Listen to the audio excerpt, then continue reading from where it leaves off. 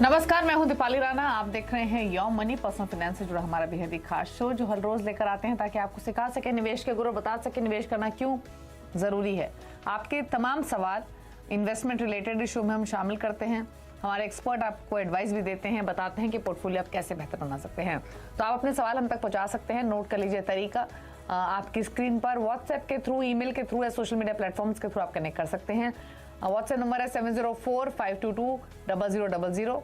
Email है yourmoney@nweighteen.com और Facebook Twitter पर आप ये शो लाइव भी देख सकते हैं। अपने क्वेश्चंस भी पोस्ट कर सकते हैं। #आस्कआवाज योरमनी लिखकर आप अपने सवाल हम तक भिजवा दीजिए। तो ये है तरीका शो में आने का। आज हमारे साथ आनंद राठी वेल्थ के डेप्यूटी CEO फिरोज अजीज मौजूद हैं। फिरोज जी नमस्कार, स्वागत है आपका इस शो में। और क्वेरीज अगेन ढेर सारी हैं तो उनको तो हम शामिल करेंगे ही, लेकिन उससे पहले क्विकली आज कोई टॉपिक तो हमने पिक नहीं किया है, बट कुछ बेसिक टिप्स जो आप हमारे व्यूअर्स को देना चाहें जब वो म्यूचुअल फंड क्रिएट करें, पोर्टफोलियो या फिर इन्वेस्टमेंट्स को शुरुआत करें, तो किन बातों का ख्याल रखें? दीपाली जी देखिए, बहुत सारी चीजों का ध्यान रखना पड़ता है। अगर मैं टॉप ऑफ माइंड बताऊं तो ये जरूर याद रखना चाहिए कि पॉइंट 1, अगर आप इक्विटी म्यूचुअल फंड का पोर्टफोलियो क्रिएट कर रहे हैं स्पेशली लॉन्ग टर्म इन्वेस्टिंग के लिए, पहले तो आपको टॉप एएमसीज में सीमित रहना चाहिए। अगर आपकी पहली 2 स्कीमें हैं वो टॉप 5 एएमसीज में सीमित रखें, that's point 1।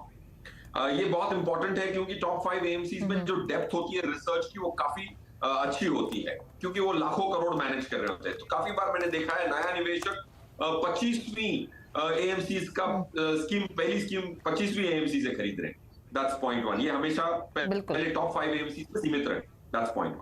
Point 2, basic category से चालू करें, एडवेंचरस कैटेगरी से चालू करें। काफी बार एक छोटा निवेशक देखता हूं पहली बार स्मॉल कैप स्कीम से स्टार्ट करता है। क्या आपको स्मॉल कैप स्कीम से स्टार्ट करना चाहिए? मेरे हिसाब से बिल्कुल नहीं। आपको शुरुआत बेबी स्टेप से करनी चाहिए, ऐसे नहीं कि पूरी छलांग ही लगा ली। तो लार्ज कैप हो गई, लार्ज मिड कैप हो गई, फ्लेक्सी कैप हो गई, मल्टी कैप हो गई, फिर उसके बाद आती है मिड कैप, स्मॉल कैप। लोग सेक्टर फंड खरीदने लग जाते हैं बैंकिंग के या फार्मा के पहली स्कीम, सो वो कभी ना करें। दूसरी चीज, तीसरा, कभी भी स्कीम की परफॉर्मेंस देखें तो रिलेटिवली देखें। बेंचमार्क ने कितना प्रदर्शन दिया था वो बहुत इंपॉर्टेंट है। देखिए फॉर एग्जांपल, एक स्कीम ने समझो आपको 10% की रिटर्न दी, तो जाहिर सी बात है आप इतने संतुष्ट नहीं होंगे। साल दर साल 10% इतनी बड़ी रिटर्न नहीं होती। बट अगर निफ्टी ने सिर्फ 7% की रिटर्न दी है तो आपको खुश होना चाहिए कि निफ्टी ने 7 दिया, मेरे फंड मैनेजर ने 3 अधिक देके 10 पे पहुंचा। अगर निफ्टी ने 12 दी होती और आपके फंड ने 10 दी होती तो आपको मायूस होने की जरूरत है। तो कभी भी कोई भी स्कीम की परफॉर्मेंस स्टैंड अलोन सिर्फ ना देखें, रिलेटिवली देखें कि निफ्टी के साथ या बेंचमार्क के साथ उसने ज्यादा दिया या कम दिया।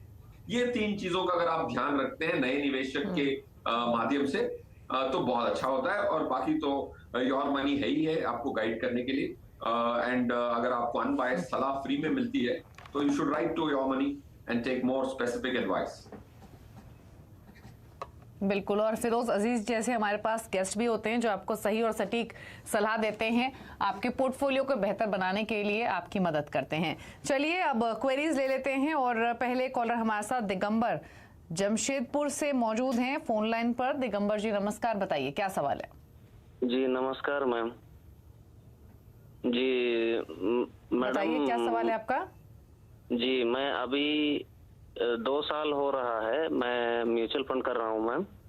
तो अभी मैंने 6 स्कीम ली, मैंने 6 प्लान लिया हुआ है जी। तो कुछ फंड्स मैंने जिसपे मैं निवेश कर रहा हूँ, क्या मेरा फंड सिलेक्शन सही है या नहीं?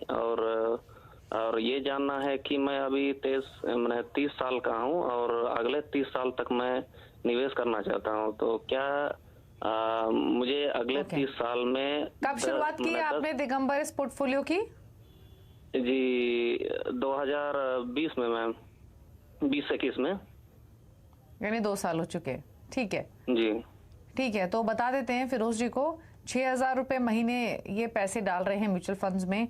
इनके पास Canara Robeco blue chip, PGI India mid cap, Bank of India small cap, Axis gold, SBI long term equity, ICICI Pru strategic metal and energy equity funds हैं। यानी 6 फंड्स में 6,000, 1,000 ईच, और एक क्वांट के स्मॉल कैप में lump sum 1 lakh डाले हुए हैं। 30 साल में कितना एक्यूमुलेशन कर लेंगे ये इनका पोर्टफोलियो कैसा है, क्या सजेशन फिरोज जी आपके? यस दीपाली जी, दिगंबर जी का जो पहला सवाल है कि कितने पैसे पे मैं 30 साल बाद पहुंच जाऊंगा, ये तो अच्छी बात है कि 30 साल की इन्वेस्टिंग की बात करने लगे हैं लोग। जो 2-2.5 साल से दिगंबर जी आप इन्वेस्ट कर रहे हैं, आप हिम्मत वाले हैं, क्योंकि कोविड के बाद आपने शुरुआत की है और मार्केट नीचे भी होती है तो शुरुआत करने की हिम्मत रखनी चाहिए। हर दर्शक को भी करना चाहिए, हर नए निवेशक को मार्केट की टाइमिंग नहीं करनी चाहिए जो आपने नहीं की, इसलिए आपकी अच्छी रिटर्न बनी होगी। पॉइंट 1। पॉइंट 2, इस 6,000 रुपए की एसआईपी से आप 3-4 करोड़ के अमाउंट पे 30 साल बाद पहुंच पाएंगे, अगर 14 से 15% की रिटर्न आती है तो। बट आपको अगर 10 करोड़ रुपया इकट्ठा करना है, क्योंकि 30 साल बाद 10 करोड़ रुपए की जो वैल्यू होगी आज के 1.5 करोड़ के मुकाबले एक बराबर होगी। तो 10 करोड़ सुनने को बड़े अच्छे लगते हैं आज, बट 30 साल बाद उसकी वैल्यू इतनी ज्यादा नहीं रहेगी। जैसे कर्जों पहले जब लोग कहते थे करोड़पति तो बहुत बड़ी बात होती थी, आज करोड़ों इतनी महत्वपूर्णता नहीं रही है उसकी। तो इसीलिए 16,500 रुपए की एसआईपी की जरूरत पड़ने वाली है आपको 10 करोड़ रुपए पहुंचने के लिए। That's point 2। पॉइंट 3, जैसे हमने बहुत सारी बेसिक प्रिंसिपल्स की बात की दीपाली जी और मैंने, उसमें देखिए आपने 2 स्मॉल कैप स्कीम्स खरीदी है, एक फंड ऑफ फंड ओवरसीज वाली स्कीम खरीदी है जो मेटल और एनर्जी में पैसा डालती है, एक सेक्टोरियल स्कीम वो भी ओवरसीज वाली। क्यों खरीदनी चाहिए आपको? मेरे हिसाब से नहीं खरीदनी चाहिए। आपने लार्ज मिड कैप कैटेगरी को ही हाथ नहीं लगाया, फ्लेक्सी कैप को भूल गए, कॉन्ट्रा को भूल गए और सीधे पहुंच गए फंड ऑफ फंड, वो भी अंतरराष्ट्रीय फंड ऑफ फंड, वो भी मेटल और एनर्जी का।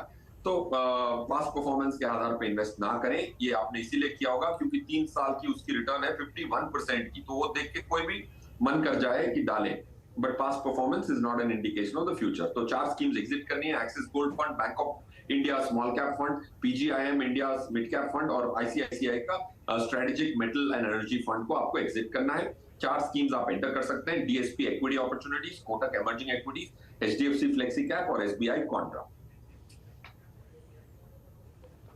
ओके चलिए, तो आपके पोर्टफोलियो को लेकर सलाह दी है, आपको कुछ फंड्स में बने रहना है, कुछ फंड से निकलना है।